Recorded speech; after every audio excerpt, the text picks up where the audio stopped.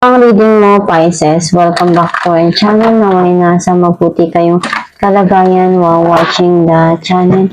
This is a general reading. Kayo nang bahalang magpalit-palit ng situation nyo sa reading ko.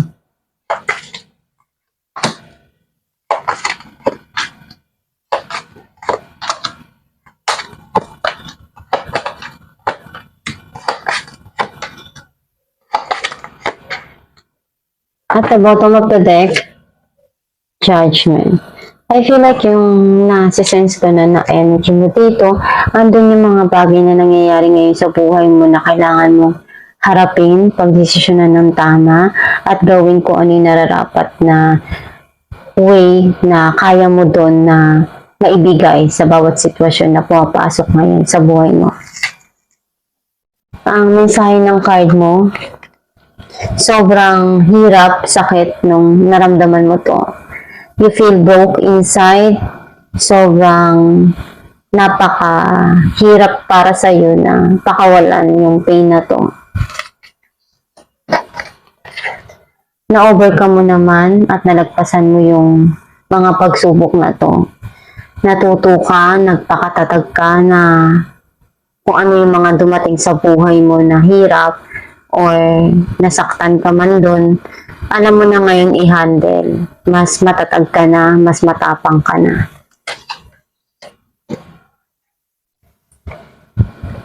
Lalaban ka na eh. Ipagtatanggol mo yung kaya mo. Gagawin mo yung way na gusto mo.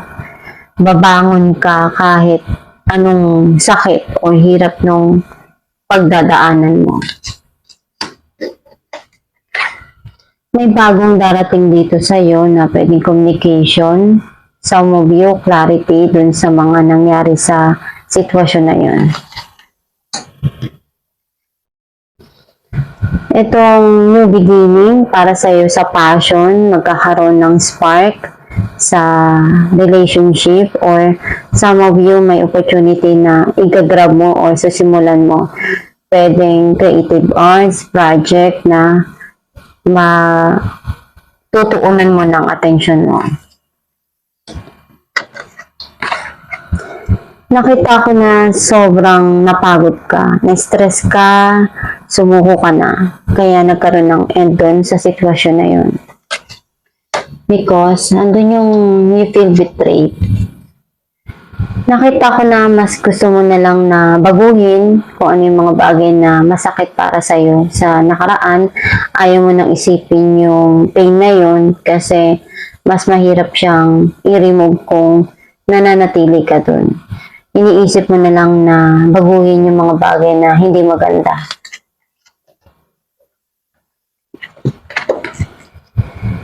Hindi mo pa rin mapakawalan yung nararamdaman mo sa nakaraan, and nanghihinayang ka kasi marami kang na i-invest doon na feelings, kaya mas nakatuon ka doon.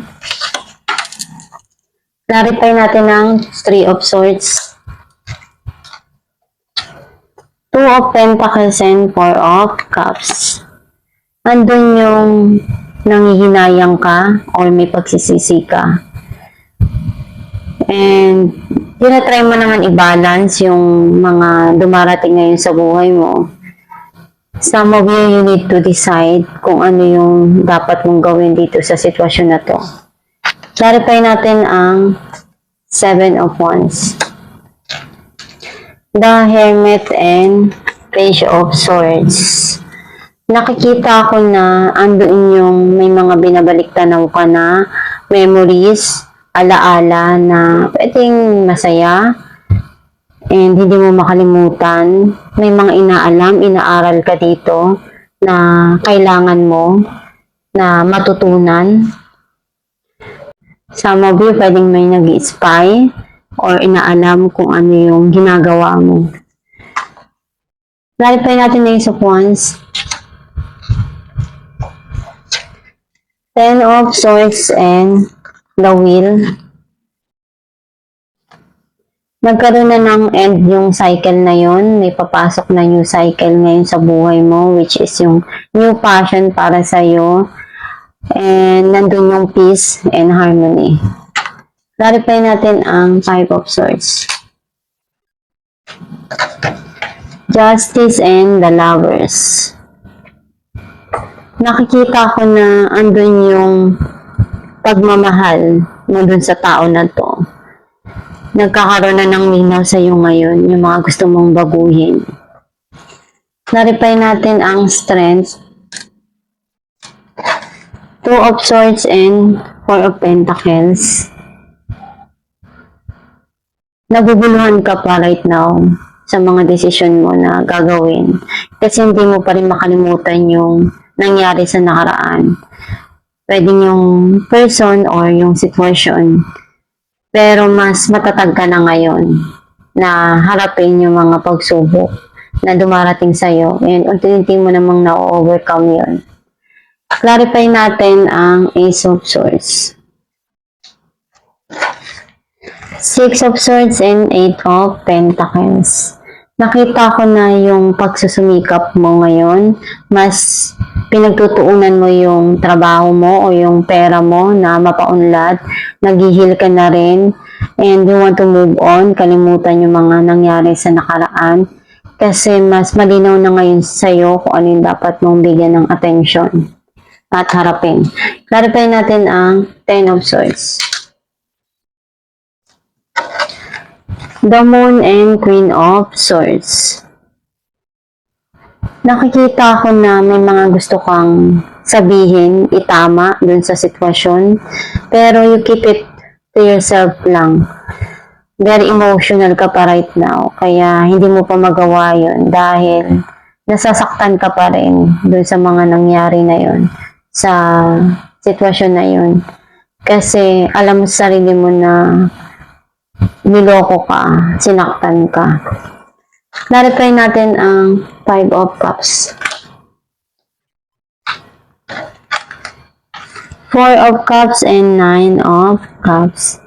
Nakikita ko na mayroon ditong offer na darating at magiging masaya ka dahil andun yung gustong-gusto mo to. Pwedeng hiniling mo rin talaga to. Pero you need to leave it all behind, yung mga nangyari sa nakaraan para makita mo yung papasok sa buhay mo na bago. Some of you andun yung regret na nangyari sa'yo sa nakaraan. Kasi may mga pinagsisihan ka na hindi mo nagustuhan doon na nangyari sa sitwasyon na yun. Ngayon, mas masaya ka na dahil nakawala ka na doon. Alamin natin kung ano mensahe ng iyong babae.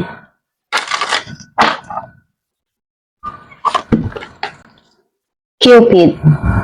We send great waves of love into your heart and mind, awakening your love for life itself. Your clear decision to accept and enjoy romance has triggered this reawakening. Allow yourself to spontaneously celebrate love in all of its glorious aspect. Ang mensahe ng yung babae na kailangan mong harapin yung mga dumarating sa buhay mo. May mga binibigay sa atin na sign or tao para maramdaman natin kung ano yung pagmamahal na kailangan natin or makatulong dun sa sitwasyon na yun. Pwedeng binibigyan ka ng aral, lesson, or pwedeng yung person na yun, yung nagbibigay sa'yo ng motivation na ma-achieve mo yung goal mo. May mga tao na pinapadala sa atin para may matutunan tayo doon. Basta gawin mo lang yung part mo, pagtrabahuan mo lang, pagsumikapan mo lang, at magdasal ka lang palagi para ma-achieve mo yung goal mo at pangarap mo sa buhay. Huwag kang mapapagod, huwag kang magsasawa. Basta harapin mo lang yung mga pagsubok na dumarating sa'yo na wala kang takot at ready ka na ma-overcome kung ano yung mga pagdadaanan mo doon. At itong yung reading, Pisces, kung nakaresonate ka, kindly comment down below. Thank you for watching.